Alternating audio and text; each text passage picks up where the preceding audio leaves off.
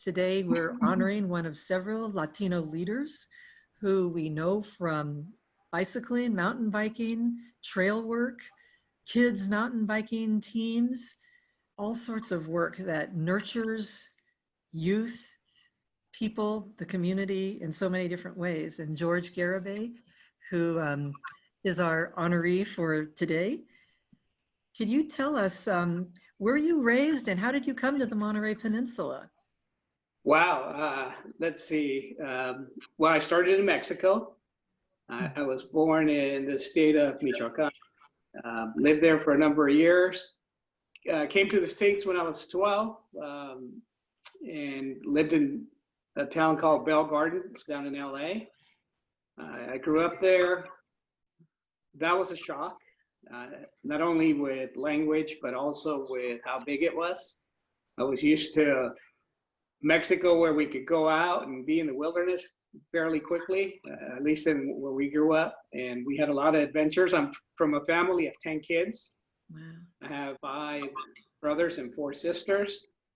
So quite a few kids in our family. And we grew up with the idea of being able to go outdoors. So a lot of this love that we have for the outdoors was instilled by our parents. My father grew up hunting. You know, he took us out. In LA, we would go any chance we got. We were camping. He with 10 kids, he was quite a guy who could, he made his own tent, you name it. I mean, it was kind of funny because, we would go, let's say camping or even just spend a day in the forest. And my father, being the guy he is, he would think about, okay, let's have a hot lunch. So he would prepare food, let's say burritos, and he would wrap those up in foil and put them in the engine compartment. And here we were having a great lunch, put the watermelon in the river, the drinks in the river. So there was a lot of love for family, for cooking. And I think that's part of probably the reason why, I love to cook for people. I love to do things around people, and more so with kids. My own kids, I happen to have 5 kids. 2 of those were on the mountain bike team for Salinas High School. That's kind of the start of how I got here to where I am today in the States. And I love being here. Wonderful. And what brought you to the Monterey Peninsula? Work. I came out of Cal Poly with an accounting degree, and a big firm hired me to come here. I came here not knowing anybody. And then I ended up at Palma School, and I really, for the last 20 years, that has been the best part of my life in terms of working, not only doing what I know, which is accounting, but also taking that and the passion for helping people and, giving back to the community. That's been a great vehicle for me to do that. So it's not only helping with my brain, but also I can use my heart, and that's important to me.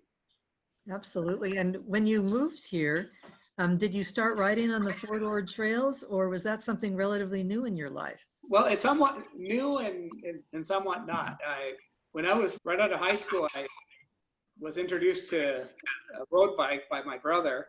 I was a runner. I got hurt, and he said, take the bike. So I took the bike, and I went up this long hill at the college where I was going to. And this college was, I made it about 3/4 up on that hill, and I fell over, and I went home, and I told my brother, here's your bike.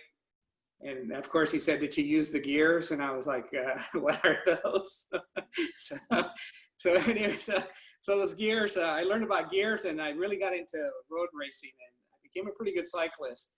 But after college, I got busy with life and kids, and went from 160 pounds to 230. So now I'm on the way down. So I'm probably around 200 now. And when I started with you guys, I had no clue about mountain biking. So Morca was a great group of people who take you in, and they're helpful, and they're my people, and I love them. And so when we go out and we teach people, it's about getting people to be safe, to enjoy what we do. We get together, and we'll have barbecues. All that stuff is really great for building community, and I think giving back to the community is the other thing that we do, working on the trails. And I think getting the kids involved in that, to me, that's really important, because I feel that if you're using something, you should also give back. Right. It's You are involved with so many different types of recreation, hiking, biking, camping. Do you have a favorite? I don't. I like it all. I think it's important to be willing to try new things, and that's what I always tell the kids. You have to try it. If you don't like it, that's okay. But if you make a commitment, you have to stick to it. Finish your commitment, and then move on. So that's how we try to instill it in our own children. Wonderful.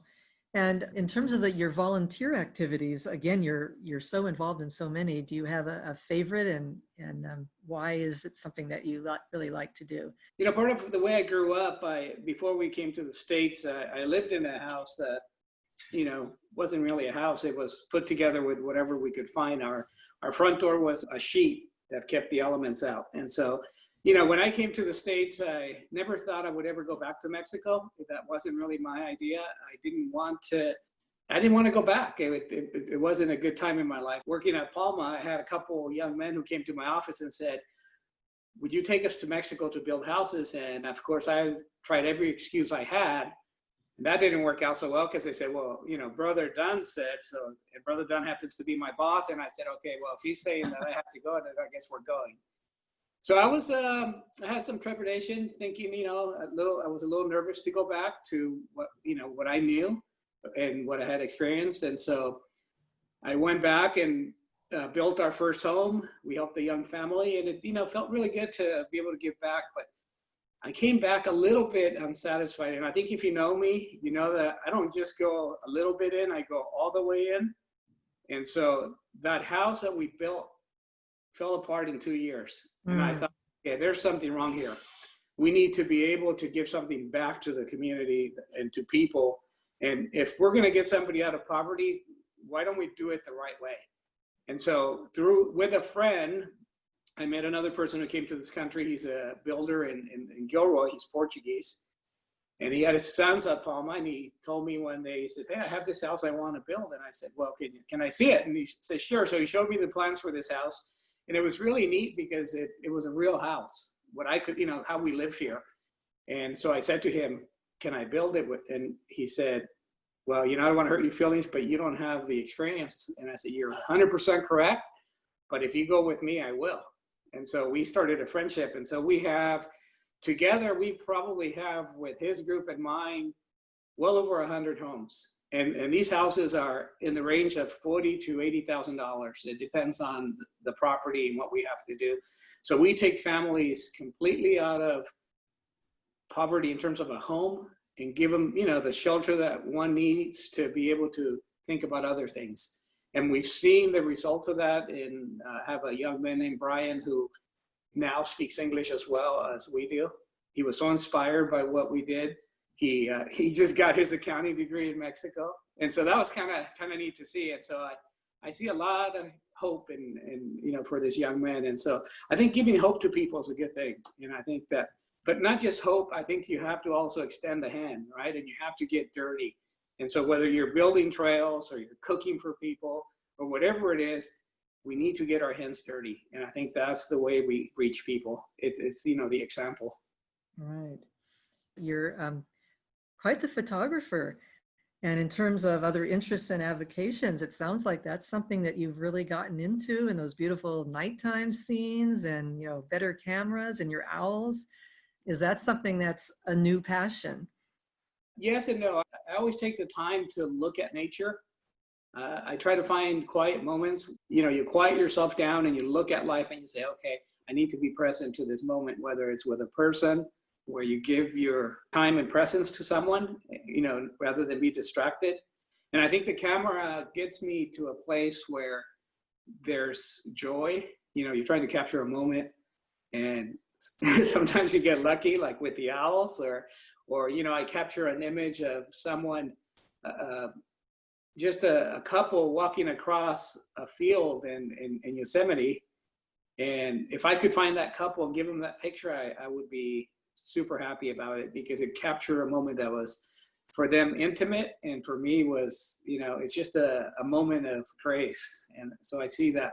So I think when I get behind the lens, I'm looking for something that moves me and something that hopefully will move other people and will say, wow, that was a good shot. And, I don't consider myself a professional by any means. I think I just like to play with the camera. People ask me, when are you going to start charging for your work? And I think the day that I have to do that is the day that I'm going to quit, because I do this for the love of it. And if I can give an image to someone and it brings joy to them, I think that's a good thing. It's wonderful, George. That's really neat. We really enjoy those beautiful photos that you do. I was wondering what part of your Latino heritage connects you to nature and the outdoors. You talked about your family and your dad's example. Is that something that you feel is a cultural thing, or is that unique to your family?